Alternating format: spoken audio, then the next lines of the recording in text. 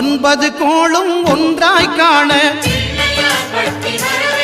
அங்கு கற்பகம் என்னும் கடவுளின் மெய்யில் ஒன்பது கோளும் ஒன்றாய் காண அங்கு கற்பகம் என்னும் கடவுளின் மெய்யில் சூரியன் முதலாய் ஒன்பது கிரகமும் பலவித குணங்களை கொண்டிருக்கும் எங்கள் கற்பக தருவில் அவை வரும்போது ஒன்றாய் சேர்ந்து பலனளிக்கும்.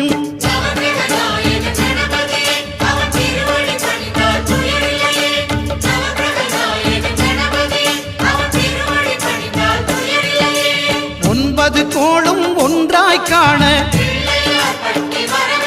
அங்கு கற்பகம் என்னும் கடவுளின் மெய்யில்